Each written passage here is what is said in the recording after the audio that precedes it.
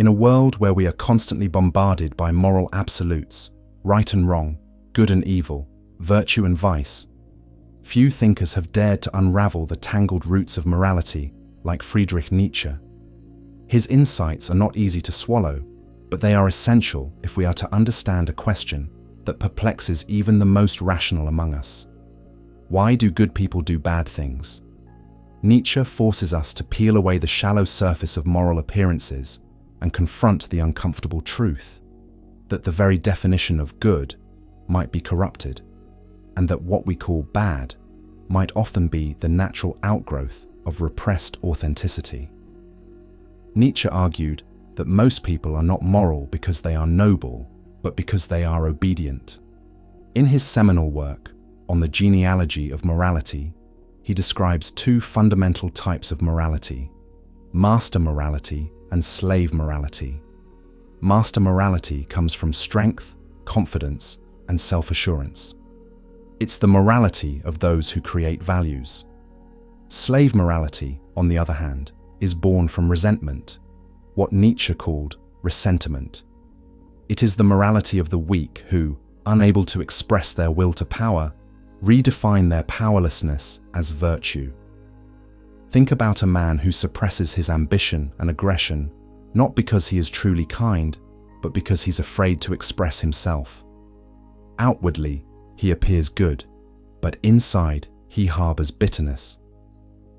One day, that bitterness explodes.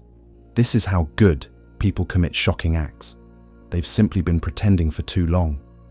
In modern society, we see Nietzsche's philosophy play out in countless situations. Consider the politician who campaigns on morality, family values, and self-control, only to be caught in scandals involving bribery or sexual misconduct. Was he a bad man pretending to be good, or a good man crushed under the weight of unrealistic expectations? Nietzsche would suggest neither.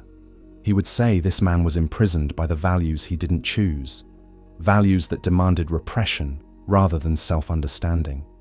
The bad actions aren't random. They are eruptions from a soul that has been silenced, an attempt to reclaim authenticity through destruction. This isn't just about the elites. Let's bring it down to the everyday. Picture a young woman who was raised in a religious household, told to always be kind, forgiving, and humble. She grows up internalizing this passive ideal of goodness and becomes a people pleaser. She avoids conflict, hides her anger, and buries her desires. One day, after years of smiling through abuse and neglect, she explodes, cusses out her family, breaks off relationships, and spirals into what others might call bad behavior. But from Nietzsche's perspective, this is not evil, it's the beginning of awakening. Her so-called bad behavior is an assertion of her long repressed self. It is the cost of moral repression. Nietzsche believed that modern morality turns natural instincts into guilt. In Thus Spoke Zarathustra, he warned against the last man, a human being who has been so domesticated by society that he no longer takes risks, no longer feels passion, no longer seeks greatness. Instead, he lives a small, safe life, never rocking the boat, never causing harm, but also never truly alive. In this deadened state, anything that reawakens the primal part of us, anger, lust, ambition, feels like sin. So when these suppressed energies finally surface, they often do so in destructive ways. The man who cheats on his wife may not be an evil person. He may be someone who has ignored his dissatisfaction for too long. The employee who embezzles money may have spent years feeling undervalued and powerless. Bad actions, then, are often not acts of moral failure, but expressions of neglected truths. Nowhere is this more evident than in cancel culture. We live in a time where public morality is policed with fervor, but often lacks nuance. People are crucified online for tweets from a decade ago, or for moments of weakness taken out of context. The irony: many of those casting the stones are not morally superior, they're simply conforming to a moral code out of fear. Nietzsche warned us about this. When society weaponizes morality to suppress rather than elevate, we breed hypocrisy. We create a culture where people pretend to be virtuous while hiding their true selves in shame. And sooner or later, the truth leaks out, in scandals, breakdowns, or worse. But Nietzsche doesn't leave us in despair. He offers a path forward through the concept of the Übermensch, or overman, a being who creates his own values, who is not bound by societal norms, but guided by an inner compass.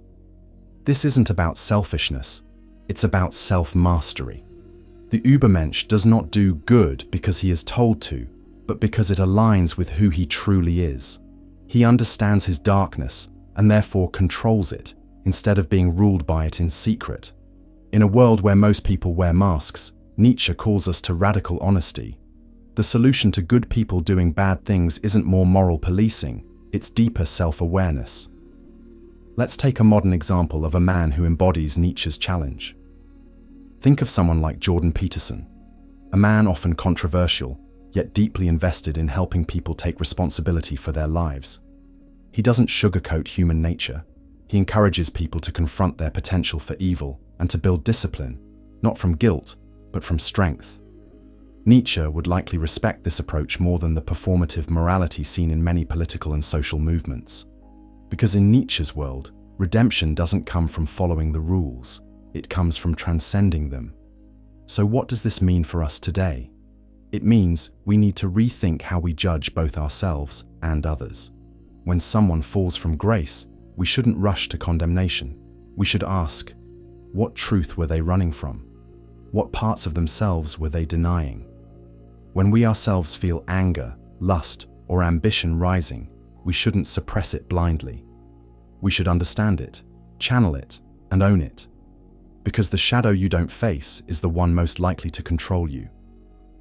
Nietzsche's brilliance lies in forcing us to look inward, to realize that morality is not a checklist, but a mirror. Good people do bad things not because they are evil, but because they are afraid to be whole. And in a world obsessed with appearances, wholeness is the most radical thing you can pursue. In the pages of history, few thinkers have stirred as much controversy as Niccolò Machiavelli. His name alone evokes images of manipulation, cunning, and ruthless ambition. But to reduce Machiavelli to a cold-hearted schemer is to misunderstand his genius. At the heart of his philosophy is not evil, but realism. He did not advocate wickedness for its own sake. He simply acknowledged that life, politics, and survival are not governed by idealism, but by necessity. And this brings us to a question that continues to haunt our society. Why do good people do bad things? According to Machiavelli, the answer is simple. They do bad things because the world often demands it. In his most famous work, The Prince, Machiavelli presents a view of human nature that is brutally honest. He writes that people are ungrateful, fickle, liars and deceivers, fearful of danger and greedy for gain. In a world filled with such people, the good man, one who refuses to deceive or strike first, often becomes the victim. Machiavelli makes a hard but practical point. To survive and to succeed, even good people must sometimes choose the lesser evil. A ruler, or even a common man, cannot afford to be good in every circumstance. Virtue, in Machiavelli's eyes, is flexible. It bends to the demands of the moment. Take, for example, the modern workplace. Imagine a mid-level manager who is honest, hardworking, and loyal to his team. He believes in fairness and transparency. But as the company begins downsizing, he learns that only department heads who meet unrealistic targets will keep their positions. His boss subtly encourages him to inflate performance numbers. Now he's faced with a Machiavellian dilemma. If he tells the truth, he gets fired, and his whole team may be disbanded. If he exaggerates or manipulates the data, he keeps his job and protects his people, but compromises his integrity. Machiavelli would not shame him for choosing the latter.